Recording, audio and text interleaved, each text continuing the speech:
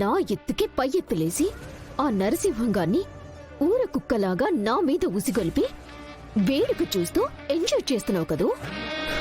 మీ enjoyments కి ఎండు card వేసి ఎలా మీ బెండు తీయాలో నాకు తెలుసు. చూపిస్తాను, ఇప్పుడు చూపిస్తాను అసలైన సినిమా. ఆ మహేష్ గారిని మర్డర్ చేసింది లహరియే అని అర్థమయ్యేలాగా క్లియర్గా వీడియో పంపించాను. ఆ వీడియో పోలీస్ స్టేషన్కి చేరి కేస్ ప్రాసెస్ కూడా మొదలైపోయి ఉంటుంది.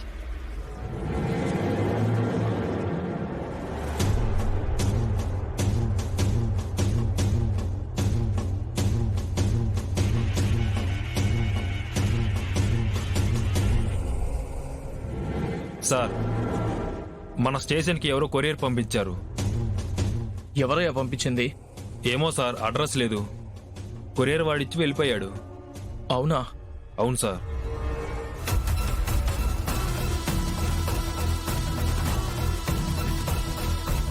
సరే, నువ్వు వెళ్ళు. సార్,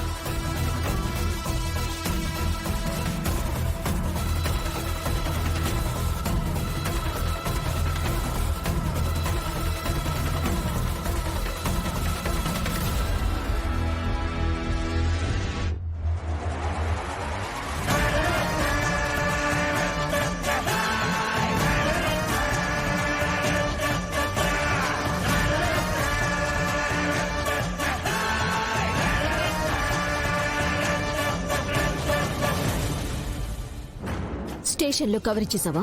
ఇచ్చేసాను మేడం. 2కి పంపాను, చూసుకో. Thank you madam.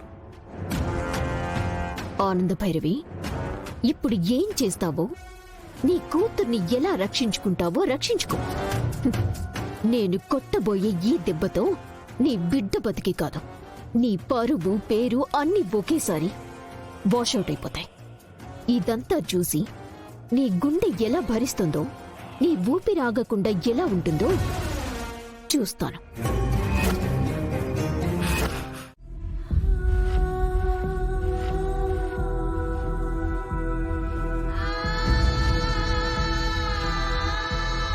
వదిన గారు, అల్లుడు గారు, మరొక ముఖ్యమైన విషయం.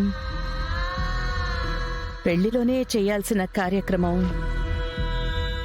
అమ్మాయికి అల్లుడు గారికి వడిబియ్యం పోయాల్సింది. ఆ రోజు కొన్ని అనివార్య కారణాలతో కుదరకుండా పోయింది. ఆ కార్యక్రమం సంవత్సరం లోపే మళ్లీ జరిపించాల్సింది. అందుకే ఈ వారంలోపు మీరు తీరిక చేసుకుని ఒకరోజొస్తే మేము వడిబియ్యం పోస్తాం. ఏమంటారు? ఒడిబియ్యం అంటే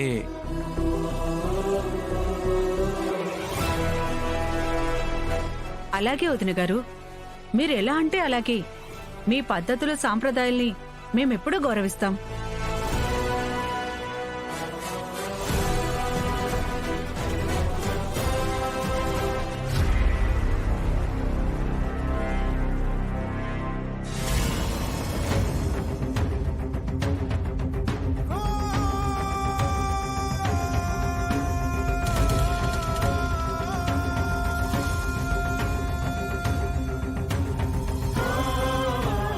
వదినా, ఇల్లు చూద్దుగనరా.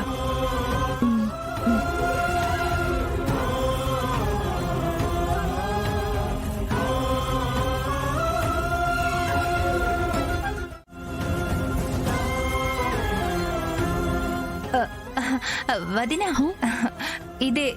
ఇదే రెండో హాల్.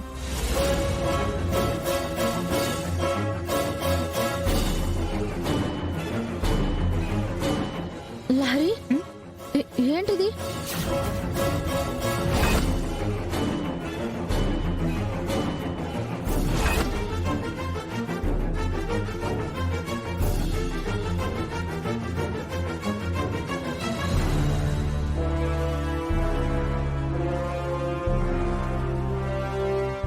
సంథింగ్ ఏదో ప్రాబ్లం అనిపిస్తుంది లహరి. ఏంటి విషయం? నాతో కూడా చెప్పవా? చెప్పలేను వదినా. నేను ఏమాత్రం నోరు జారినా నా కోసం నీ లైఫ్ రిస్క్ లో పడిపోతుంది. అలా జరగకూడదు.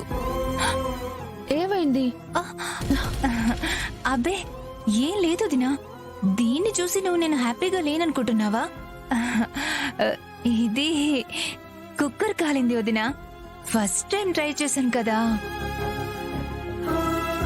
కుక్కర్ దించడం కూడా రాదు నా మొహానికి, సో ఇలా కాలింది అంతే వదినా. అంతకు మించి ఏం లేదు.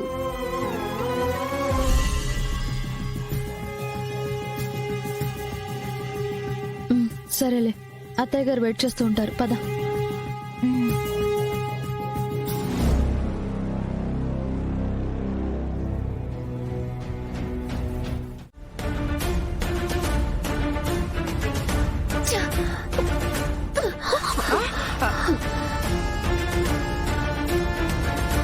అయ్యో పాపం, దామిని అమ్మగారు ఇంటి వారసురాలిగా యువరాణి కిరీటం పెట్టి కూర్చోబెడతారు అనుకుంటే మరి తమరిని లెక్కలోకే తీసుకోవట్లేదు. ఎట్లా తీసుకుంటారమ్మీ? అధికారం అంతా ఆనందమ్మ గారి చేతిలో ఉంటే అందరూ ఆవిడ ముందు చేతులు కట్టుకుని ఉండాలి కదా, అదేగా ఆనవాయితీ.